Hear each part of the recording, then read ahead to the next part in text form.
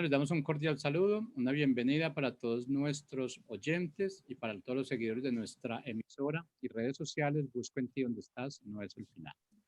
Hoy es lunes 31 de mayo del 2021. Se nos está yendo este año así sin ver mucho para atrás. Se está yendo, pero qué bueno saber que estamos haciendo lo que tenemos que hacer, que al menos pues, estamos dedicando y poniendo un granito de arena a lo que es de pronto bregar y cambiar, transformar realmente esas personas que están a nuestro lado, que son las más cercanas y que pues realmente tenemos ese privilegio de poder llegar a ellas con un mensaje claro, un mensaje sencillo y sobre todo un mensaje de verdad, no de realidad, sino de verdad. Y yo creo pues que yo me enfoco mucho en esto porque la realidad que estamos viendo siempre es muy diferente a lo que es la verdad. La realidad realmente es una verdad manipulada, una verdad como con una máscara. Entonces yo creo que eso es lo que debe ser la lucha de cada uno de nosotros como creyentes, como cristianos, y poder dar un paso adelante y mostrar realmente que donde nosotros estamos somos personas privilegiadas y que todos tenemos ese mismo derecho de llegar allí, sentarnos allí, disfrutar. Pero yo creo que en ocasiones como que el egoísmo de nosotros nos lleva a que yo ya estoy bien, yo ya me siento conforme, me siento completo, pues como que pensamos que la salvación es individual, lo cual es real. Pero fuimos puestos aquí con un propósito que es promover, promulgar. Nos dejaron aquí con un propósito y ese propósito es evangelizar, multiplicarnos. Nos han enseñado a multiplicarnos y hemos pensado que siempre ha sido económicamente, que siempre ha sido a nivel de familia, de tener hijos. Pero pues yo creo que la esencia número uno y la parte principal, la que no está implícita ahí, es esa multiplicación con las personas que están a nuestro alrededor. Esa multiplicación familiar ya la conocemos, ya viene por naturaleza humana. Entonces no es algo que nosotros tengamos que pensar que tenemos que hacer.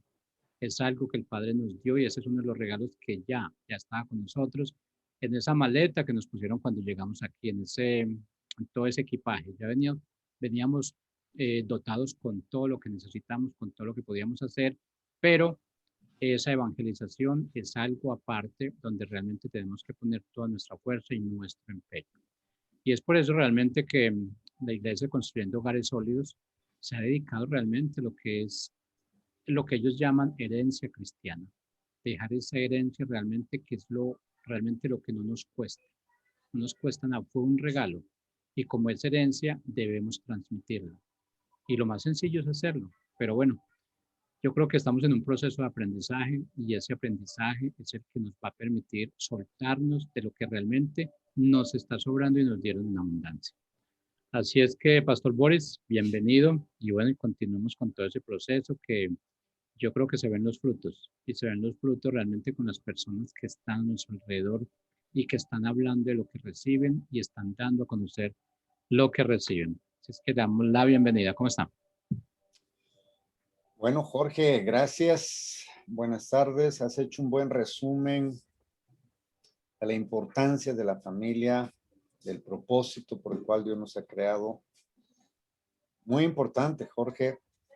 Creemos que el ministerio de la iglesia nació en realidad de una necesidad personal. Miriam y yo teníamos como 5 años de casados y estábamos a punto de acabar con nuestra relación.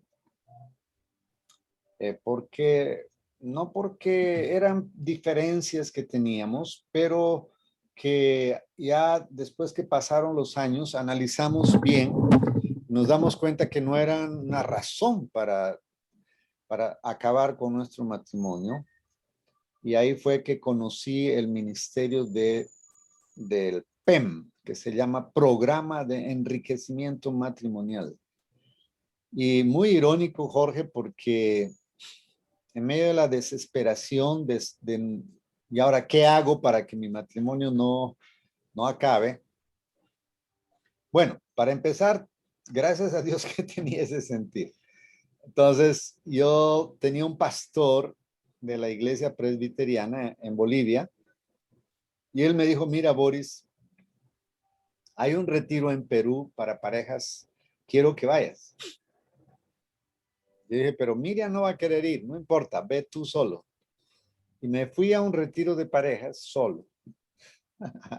Viajé al Perú y estuve en el retiro durante una semana más o menos, pero todo lo que recibí ahí fue extraordinario. Y eso cambió mi vida prácticamente. Y Jorge, yo entendí algo que es clave, y eso es lo que comparto con todas las parejas, ¿no? Los padres tenemos una misión que cumplir. Y a veces nosotros pensamos, como tú decías al comienzo de tu análisis, es que a veces pensamos que solamente hemos sido llamados para generar recursos, tener una casa buena, un carro bueno, pero eso es parte, pero no es el todo. El problema es que a veces nos enfocamos en esa parte como si fuera el todo, pero no. O sea, es importante esa parte, pero no es más importante que el entender que nuestro primer llamado como familia es darle la gloria a Dios con nuestras vidas, con nuestra forma de vivir y llevar el evangelio a toda criatura. Como dijiste, hoy puse algo en mi Facebook. Yo estoy muy cuidadoso este tiempo. No quiero poner cosas sin sentido en el Facebook porque estamos viviendo un momento de una batalla de ideas. Más que una batalla yo creo que es una batalla de ideas. Entre el bien y el mal, entre lo que nosotros consideramos el bien y lo que otros consideran el bien. Y estamos, yo creo, viviendo esas épocas, Jorge, donde la Biblia lo anticipó y decía que en los postreros tiempos los hombres llamarán a lo bueno malo y a lo malo bueno. Yo creo que estamos viviendo esas épocas donde hacíamos un análisis, por ejemplo, en esta mañana en la plataforma de la escuela de gobierno. Y obviamente cuando uno lee la Biblia, uno lo da por sentado, uno ni siquiera lo piensa, ni lo razona, ni nada. Entonces que matar está mal, ¿no? No puedes matar. ¿Por qué? Pues la Biblia dice, Dios dijo, no matarás, listo. Para nosotros los cristianos no hay discusión con esa ley. No hay discusión. ¿Por qué? Porque nosotros no somos dueños de nuestras vidas, sino que Dios nos ha creado. Somos hechos a la imagen y semejanza de Dios. Por lo tanto, yo no tengo derecho a matar a nadie. No tengo derecho a hacer mi justicia por mis manos. No tengo derecho.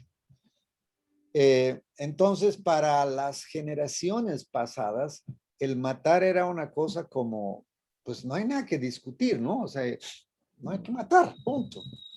Pero analizamos que ahora estamos viviendo en una generación donde matar ya se considera una posibilidad. O sea, ya no es, digamos, no matarás como tajantemente no matarás, punto, ¿sí? En ningún caso, no, en ningún caso. Pero ahora ya se considera que matar es una posibilidad. Por ejemplo, la eutanasia. Sí, o sea, ya se considera como una posibilidad válida y además legal. ¿Sí? Aborto. O sea, ya se considera como algo legal y además que es sustentado por el gobierno y la sociedad. Entonces, ya estamos viviendo épocas de la lucha de ideas, ¿no? Ideas. Yo creo que la iglesia no debe perder su enfoque. La iglesia debiera centrar su enfoque en que la familia viene a ser el núcleo de la sociedad. La familia y la iglesia, Jorge, son los educadores de la conciencia. O sea, nosotros somos educadores. El gobierno no, o sea, no es rol del gobierno educar. El rol del gobierno es ejecutar las leyes, castigar al malo, defender al bueno, su propiedad, sus bienes y la libertad y la vida. más nada, ¿sí? La Biblia no muestra que el gobierno debiera tener otras funciones. Pero lamentablemente ahora el gobierno pretende enseñar a la sociedad, al ciudadano, lo que es bueno y lo que es malo. Entonces ahí entramos en un conflicto serio porque ya se convierte en leyes, ¿no? En leyes que quieren gobernar y quitarnos nuestra libertad. Entonces, mientras nosotros permanezcamos ausentes del protagonismo que la iglesia y la familia, o mejor dicho, en el orden contrario, la familia y la iglesia debieran tener diariamente, que es la educación, entonces nosotros ahí perdemos la misión importante que Dios delegó a los padres. Yo creo que no debemos perder ese enfoque, porque entonces les contaba que yo regresando de Perú, hablé con Miriam, le decía, Miriam, por favor, dame una oportunidad más. Mi entendimiento ha sido alumbrado y ahora entiendo por qué tenemos tantos problemas. Es que yo, Jorge, te comento que tenía un concepto equivocado de lo que es el hombre. Yo asumía que el hombre era mayor que la mujer. Lo asumía. Y recuerdo bien, Jorge, que un día mis calcetines estaban al revés. O sea, estaban volteados. La costura estaba por fuera. Entonces, cuando yo intenté ponerme, yo vi que la costura de la media estaba por fuera. Y yo grité a Miriam, porque yo estaba en el dormitorio y Miriam estaba afuera. Entonces dije, Miriam, pegué un grito. Probablemente, para ser más honestos, mi grito tenía un tono de enojo, de molestia, muy probable. Y Miriam me dijo, sí, Boris, ¿qué pasa? Y yo le dije, Miriam, mis calcetines están al revés, la costura la dejaste por fuera. Y ella me dijo, me contestó así, muy ingenuamente y muy honestamente, me contestó, Boris, no te cuesta nada darle la vuelta a la media. Y ya. Y era verdad, ¿no? Era la pura verdad, pero como yo tenía esa idea machista de que yo me imaginaba que yo al decir Miriam, ella iba a venir corriendo a la habitación y se iba a agachar. Sí, mi amo, ¿qué es lo que quiere? Yo le decía, mira, mi calcetín está al revés. Oh, amo, perdóname. No tuve el cuidado de ponerle al derecho. Permíteme esa media, por favor. Lo devolvía. Ahí tienes, mi amor. ¿Algo más en qué te puedo servir? O sea, yo tenía esa idea equivocada de la imagen que la mujer debiera tener frente a un hombre. Y yo pensaba que cada vez que yo decía Miriam, Miriam tenía que correr y decirme, sí, mi amo, ¿en qué le puedo ayudar? Y obviamente, pues me casé con una santandereana, 3 veces santa, o sea, santa, santanderiana. Y no es que Miriam es agresiva, no, Miriam es una mujer tranquila, sí, tranquila, pero tiene las cosas claras, pues ella nunca se consideró ni la empleada, ni la esclava, ni nada, ella tomaba su lugar y ya. Y a mí no me gustaba eso. Yo tenía otra imagen de la mujer. Entonces, cuando Dios sacó las tinieblas y me enseñó el valor de la mujer, me enseñó que tanto ella como yo éramos iguales delante de Dios, que no había ninguna diferencia entre ella y yo, que lo único que nos hacía diferente eran los roles, que yo tenía que ejercer mi rol de hombre y ella el rol de mujer, pero eso no me hacía más que ella. Jorge, la luz entró a mi vida y la luz entró a mi hogar y las cosas cambiaron, absoluta y radicalmente. A partir de ese momento empezamos a trabajar con parejas y Dios nos regaló el ministerio y nos regaló el nombre de Construyendo Hogares Sólidos. Y yo entendí por qué Dios me decía construyendo, porque una cosa también que tenemos los cristianos latinos es que somos demasiados místicos. Todo lo queremos solucionar con una oración. Y no estoy diciendo, por favor, no se me malentienda, no estoy diciendo que no debemos orar, ¿no? Por favor. O sea, de ninguna manera estoy pretendiendo siquiera querer decir eso, pero, por ejemplo, una pareja que pelea bastante, va donde el pastor, y el pastor en mi época, no sé cómo será ahora, creo que ya no ha cambiado un poco, pero el pastor en mi época decía, bueno, ¿ustedes pelearon? O sea, sí, sí, hemos peleado. Bueno, tómense de la mano. Y nos hacían tomar la mano. Pues, ¿qué íbamos a decir si el pastor te decía, tómate de la mano? Pues, no había otra opción, ¿sí? Pues tomaba de la mano a tu esposa, mírense a los ojitos. Nos miraba a los ojitos, pídanse perdón. Ay, amor, perdóname. Dense un besito. Un besito. Bueno, listo, voy a orar por ustedes. Fuera, el próximo, ¿sí? Y entraba otra pareja porque había una fila ahí de parejas en problemas y era la misma dinámica. Y entonces queríamos resolver los chicharrones que teníamos, los problemas, las diferencias, con la oración muy mística del pastor y pensábamos que eso era todo y salíamos sonriendo y bien y llegábamos a la casa y apenas llegábamos a la casa ya empezaban los problemas porque no nos enseñaban a comunicar, no nos enseñaban a lidiar con las diferencias, etcétera. Entonces, la iglesia a veces es demasiado mística, Jorge. Voy a leer una oración. Dice, oramos por perdón al ataque a los cristianos. Dios nos dé sabiduría y prudencia para hablar y comunicar, que podamos decir la verdad con amor, confrontando la mentira, a pesar de ser burlados y criticados. Que los venezolanos y cubanos y ahora argentinos que han sufrido las consecuencias del socialismo ayuden a entrar en razón a personas con inclinaciones políticas de izquierda, tanto en Colombia, que ya está apuntando a un voto castigo, como en las elecciones del Perú. Pues es una oración. Entonces yo digo, la escogí al azar, o sea, para no polemizar mucho, ¿sí?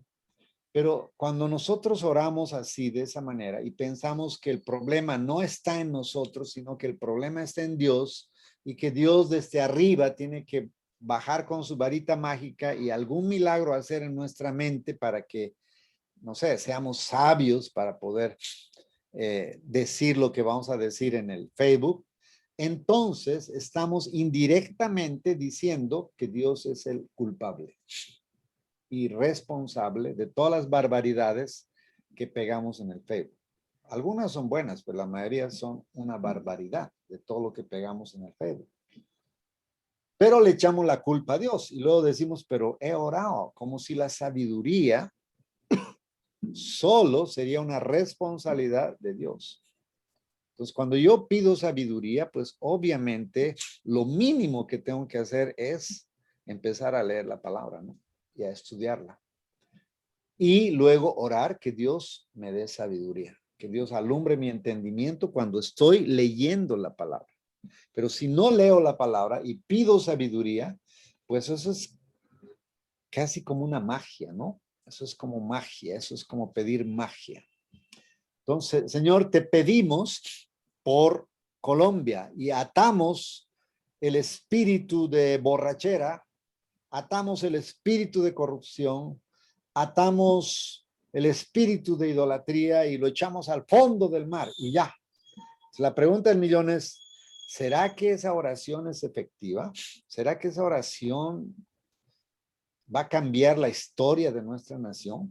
Porque de ser así, entonces tendríamos que decir que Dios es el responsable de no haber escuchado nuestra oración y no haber atado los espíritus de adulterio, de fornicación y de corrupción, porque la verdad es que después de que seguimos orando, sigue la corrupción y sigue la borrachera y sigue el adulterio. Entonces la pregunta del millón es, ¿cómo vamos a atacar ese problema?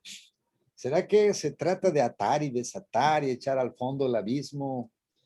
Porque si fuera así, el otro día, Jorge, escuché una oración que decía, en este momento irrumpo en el ambiente espiritual y ato todas las fuerzas de Satanás y decreto y declaro en el nombre de Jesús que los poderes de las tinieblas no. Yo decía, Dios mío, ¿qué es esto? Sí, o sea, pero, o sea, ¿en qué estado estamos viviendo como iglesia? Una ignorancia fatal. ¿Por qué pasa eso, Jorge?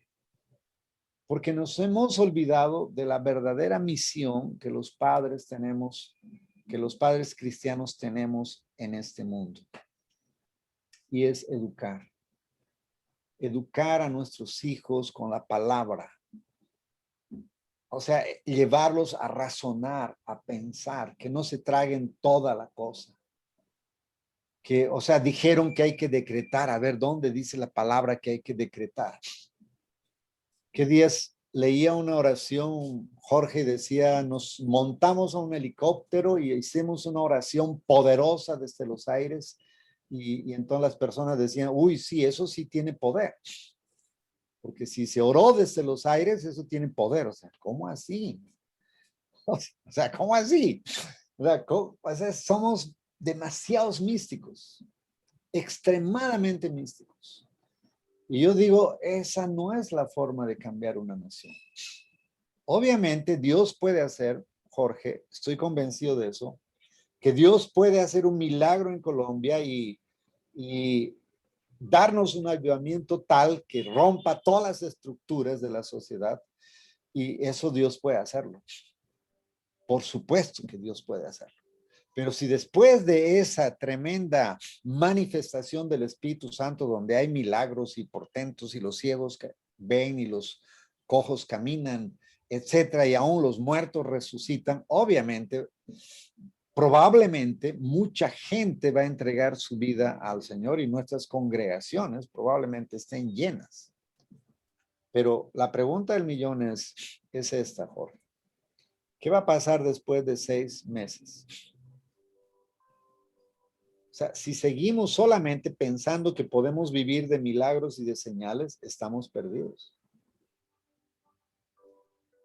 En ese caso, la iglesia tendría que entrar a cumplir su rol y las familias también de enseñar la palabra de Dios para que las personas no sean inmaduras en su forma de pensar y en su forma de vivir.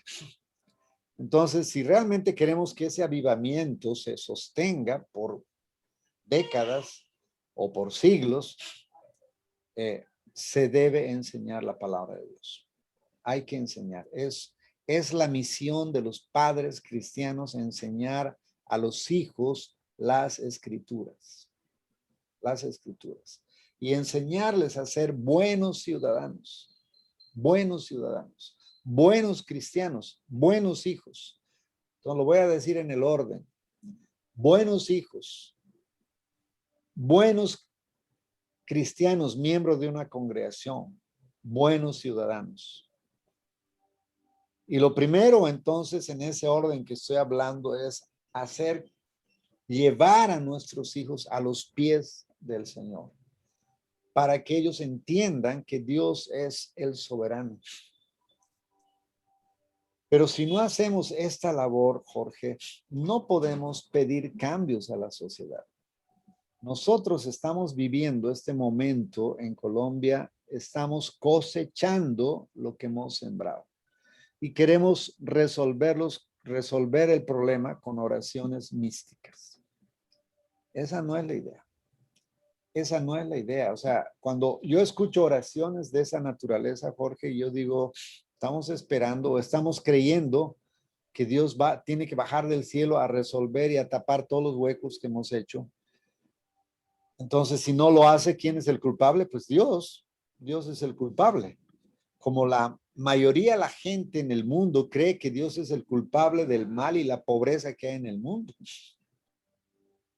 Pues no es verdad, ¿no? Nosotros los cristianos sabemos que no es verdad. Dios no es culpable de la pobreza ni del mal que hay en el mundo. El hombre es culpable del mal y de la pobreza que hay en el mundo. Y la iglesia es responsable de ese mal porque no hacemos nada por erradicarlo. O hacemos muy poco por erradicar. Y la única forma que yo veo, bíblicamente hablando, es que debemos educar. Debemos educar. la razón, educar la conciencia, debemos enseñar la palabra de Dios. Y obviamente vivirla, ¿no? O sea, dar ejemplo, ser ejemplo en mi casa, ser ejemplo en la sociedad. Esto va a traer va a traer transformación a nuestra nación. Pequeños actos. Voy a terminar con esto. Hace días estábamos estudiando la palabra de Dios, porque los días martes tenemos estudio bíblico. Yo les decía a los que estaban ahí en la plataforma, si nosotros nos comprometemos hoy a parar con los gritos, con la violencia en la casa, con la violencia doméstica, solo nosotros, vamos a pensar a cuántas personas estaríamos afectando si solo los que estamos aquí tomamos la decisión de parar con los gritos, como la Biblia dice. Fuera pues toda gritería, deje de gritar, para de gritar, porque la ira del hombre no obra la justicia de Dios.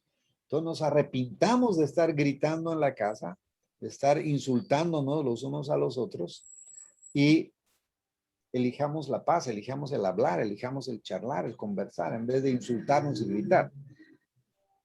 Entonces, yo les pregunté y les decía, Jorge, ¿a cuántas personas tú podrías afectar directamente en tu casa? ¿Con cuántos vives? Entonces, algunos me decían con 3, a los otros con 4, con 5, con 6, etcétera.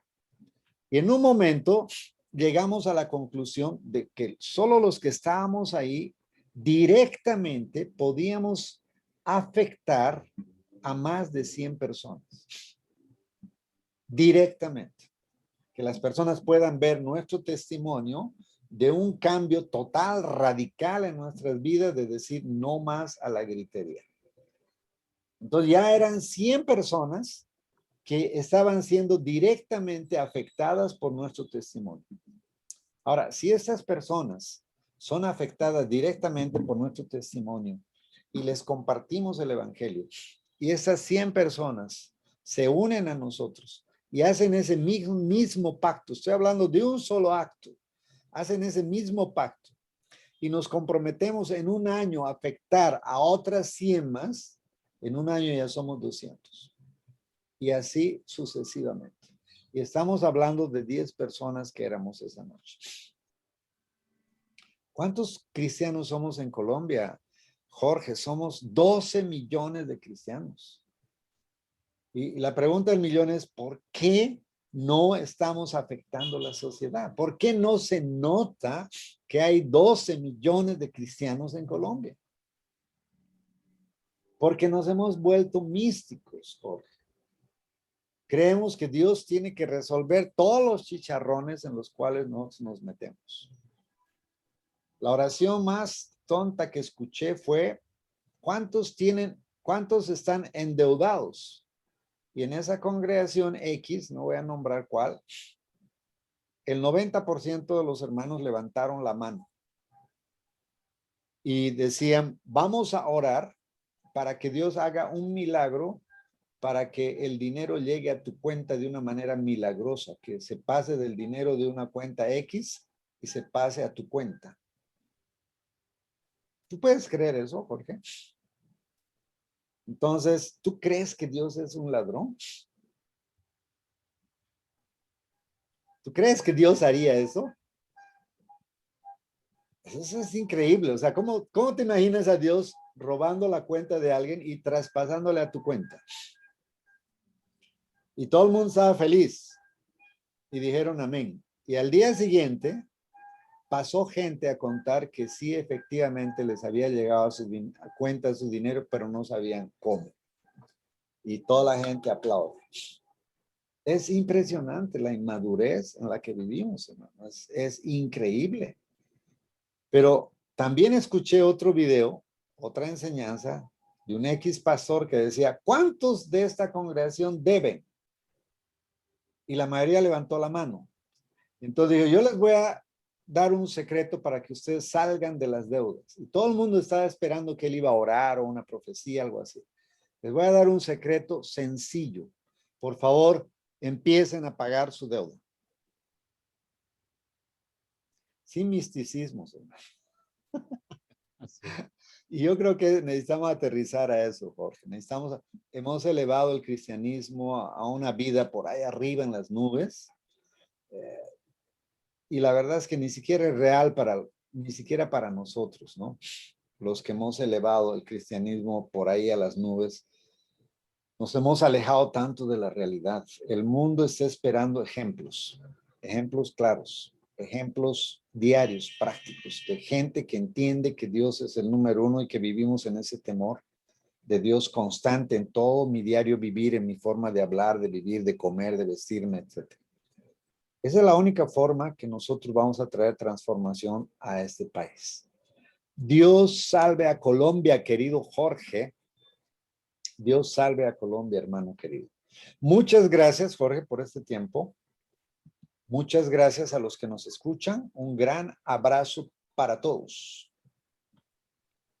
Bueno, Boris, muchas gracias para nuestros Con oyentes. todo gusto, hermano. Ok, feliz tarde. Gracias, Jorge.